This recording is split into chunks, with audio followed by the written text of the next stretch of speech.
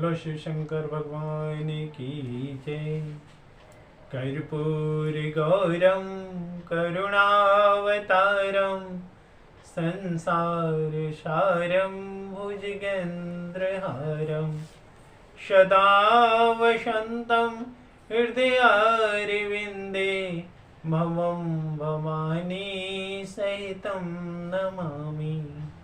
बोलो शिव शंकर भगवान की जय। मेरे प्यारे शिव भक्तों, कल की कथा में हम लोग ने सुना कि हिमांचल जी किस प्रकार मैना जी से विवाह किए और मैना जी की किन किन बहनों ने जिन्हें सौनकांदिक जी का श्राप मिला। ब्रह्मा जी ने कहा कि हे नारद, जब हिमांचल विवाह करके अपने घर लौट गए उस समय उनके राज्य में बहुत आनंद मनाया गया। ब्राह्मणों की सेवा करके उन्हें दान देकर बहुत ही प्रसन्न किया गया। तदुपरांत देवता ऋषि मुनि आदि अपने मनोरथ को प्राप्ति के लिए हिमांचल के समीप पहुंचे। हिमांचल ने सबका स्वागत सत्कार करते हुए कहा कि आज तेरा अहोभाग्य है जो आप सबने यहाँ पधार कर मेरे घर को पवित्र किया है। अब आप मुझे अपना सेवक जानकर कोई आज्ञा दीजिए। हिमांचल ने इन विनय वचनों को सुनकर देवताओं ने अत्यंत प्रसन्न होकर कहा कि हे हिमांचल, हम लोग तुम्हारे पास इसलिए आए हैं कि तुम्हारे द्वारा देवताओं का कार्य सिद्ध होने वाला है। तुम यह भी जानते हो कि सती ने दक्ष के यज्ञ में अपना शरीर का त्याग किया था।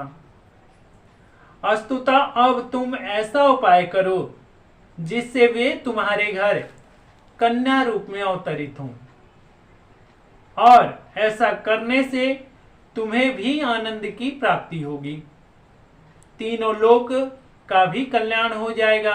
हे नारद, इस प्रकार हिमांचल को युक्ति बताने के उपरांत सब देवता माता भगवती जी की शरण में जाकर और उनकी बहुत प्रकार से स्तुति प्रशंसा करने लगे। उस समय माता आदि शक्ति ने अपने पूर्ण स्वरूप से प्रकट होकर उन्हें दर्शन दिया। वे भगवती श्रेष्ठ रथ पर विराजमान थीं और उनके शरीर में करोड़ों सूर्य की ज्योतिर्विद्यमान था। जब देवता उनके तेजस्वी स्वरूप के तेज को सहन नहीं कर सके, तब माता भगवती जी ने कृपा करके उन्हें ऐसी शक्ति प्रदान की जिससे वे स्थिर रह सके। अस्तुता हाथ जोड़कर उनकी प्रार्थना करते हुए यो कहा कि हे मातेश्वरी, आप सर्वश्रेष्ठ हैं। आपकी शरण में पहुंचकर जीवों को कभी कोई दुख ही नहीं सताता। हे माता जगदम्बे, अब हम आपकी शरण में आए हैं। आप हमारे मनोरथों को पूर्ण करें, अर्थात पृथ्वी पर दूसरा अवतार अवश्य लेने का कृपा करें और शिवरानी का पद ग्रहण करें, जिससे सब देवताओं का मनोरथ पूर्ण हो जाए और हमारे दुख के बादल भी छट जाएं। ब्रह्मा और विष्णु जी भी प्रसन्नता को प्राप्त हो जाएं। इसके अतिरिक्त सनंत कुमार जी ने जो भविष्यवाणी की है उसका भी पूर्ण करना ही आपका कार्य है। अस्तुता आप हमारी इस प्रार्थना को अवश्य ही स्वीकार करें। हे नारद, देवताओं द्वारा की गई इस प्रार्थना को सुनकर माता भगवती जगदम्बा जी ने अत्यंत प्रसन्न होकर मधुर वाणी में कथन को आगे बढ़ाया। कहा, हे देवताओं, हमारी अपनी भी यही इच्छा है कि अब हम तुम्हारी प्रार्थना को अवश्य ही स्वीकार करें और हिमांचल के घर मैना जी के गर्भ से हम आपके दुखों का हरण करने के लिए जन्म ग्रहण करें। हमें प्राप्त करने के लिए मैना ने बहुत ही कठिन घोर तपस्या किया है। इनसे बड़ा भक्त अन्य इस संसार में अन्य कोई नहीं है, अतः उन्हीं के घर हम प्रकट होंगे। अब तुम सब लोग हमारे कथन पर विश्वास रखकर अपने अपने घर को जाओ, हम तुम्हारे दुख को अवश्य ही दूर कर देंगे। और सुनो, हम तुम पर एक गुप्त रहस्य को भी प्रकट किए देते हैं।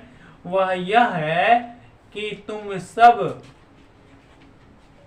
शिव जी ने भी हमारा दोबारा अवतार लेने के लिए अनेक उपाय किए हैं।